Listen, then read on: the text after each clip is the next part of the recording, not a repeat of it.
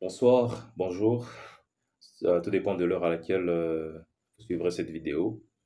Euh, Déjà, je tiens à vous remercier parce que la communauté ne fait que s'agrandir. Nous sommes plus de 170. Ça fait plaisir. Merci. Et déjà, je tiens à vous demander, à vous qui suivez cette vidéo, de faire pause et de liker, de vous abonner si vous n'êtes pas abonné à la chaîne, de vous abonner, de partager à vos proches, chanteurs, choristes, voilà, tous ceux à qui cette vidéo peut toujours servir. Alors, j'attends quelques secondes. Faites-le. Non, faites-le, faites-le, faites-le, faites-le. N'hésitez pas, n'hésitez pas. Abonnez-vous, partagez, likez. Ça fera toujours plaisir en tout cas.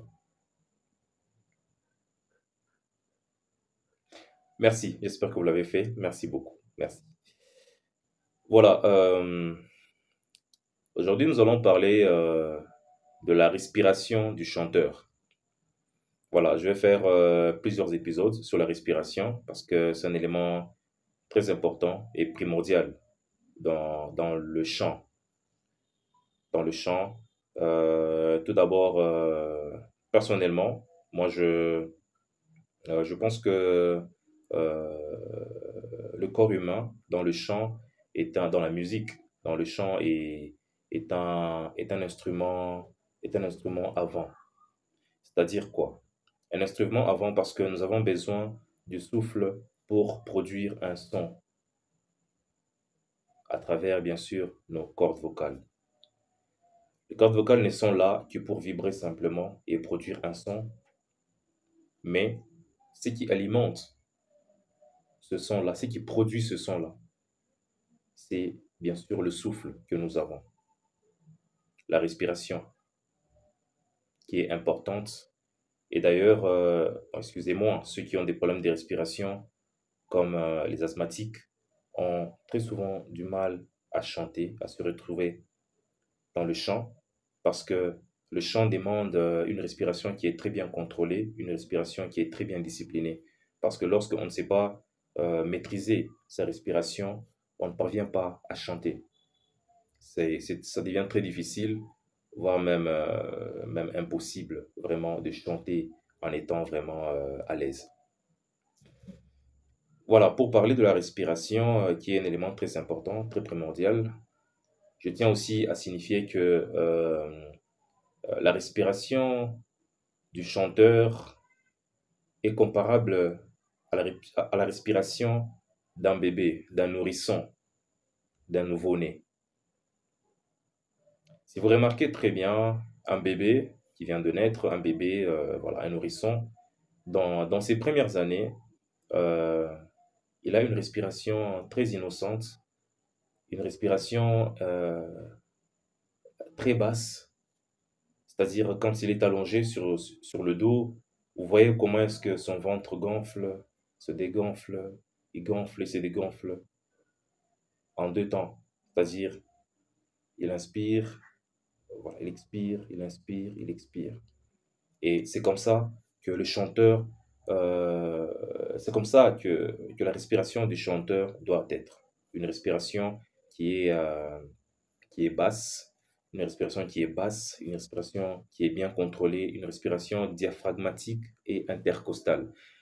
Diaphragmatique parce que nous avons le diaphragme qui est le muscle vraiment du chanteur. Nous parlerons de ça aussi dans une autre vidéo, lorsque nous parlerons du soutien, de l'appui vocal et tout.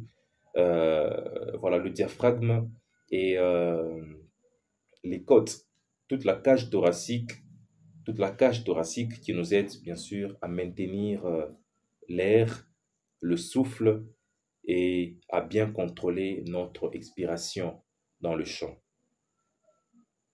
C'est-à-dire, lorsque nous chantons, pour bien contrôler notre respiration, nous avons besoin de tous ces muscles-là qui doivent être en action pour très bien contrôler notre expiration, notre respiration dans le chant. Sinon, lorsque nous respirons voilà, de manière haute, comme ça, c'est vraiment compliqué, c'est difficile vraiment de s'en sortir dans le chant. C'est impossible. Une respiration qui est contrôlée doit être diaphragmatique et intercostale, vraiment, vraiment basse. Une respiration qui est basse, comme les bébés respirent dans leurs premières années. Malheureusement, lorsque voilà, nous grandissons, nous devenons adolescents, adultes, suite bon, à quelques croyances, suite à quelques mauvaises habitudes, et aussi peut-être bon, aux différents problèmes qui arrivent dans la vie et tout, voilà, nous commençons à respirer d'une certaine manière. Ça dépend des circonstances, voilà, quand on a peur, et voilà, tout ça entre en jeu et voilà. Mais lorsque vous observez un bébé, il respire de manière innocente, de manière très naturelle, et sa respiration est basse. Et c'est la respiration qui est recommandée dans le chant euh, pour produire un beau son, pour tenir longtemps, pour chanter des notes longues, pour chanter en étant tout tranquille, sans trop de problèmes de respiration. Voilà. J'espère que nous allons continuer dans une prochaine vidéo avec des exercices et nous parlerons aussi de beaucoup de choses parce que la respiration est très importante, elle est primordiale. Vraiment, dans les champs, on ne sait pas s'en passer. C'est un sujet qui est très vaste. Je pense vous parler encore beaucoup plus de la respiration dans les prochains épisodes qui vont suivre. Restez juste branchés, euh, abonnez-vous, likez, partagez pour ne rien rater sur cette chaîne. Merci encore une fois, merci, ça nous fait plaisir. Pour ceux qui auront besoin d'un accompagnement, d'un coaching, il y a mon numéro qui sera dans les commentaires ou peut-être dans la description de la chaîne, il y a mon numéro. Vous pouvez m'appeler, vous pouvez m'écrire sur WhatsApp ou sur Messenger, c'est Ken Lubandi. On peut échanger entre chanteurs, on peut échanger, on peut partager les connaissances et voilà, ça va nous faire avancer. Merci et que la paix soit sur vous.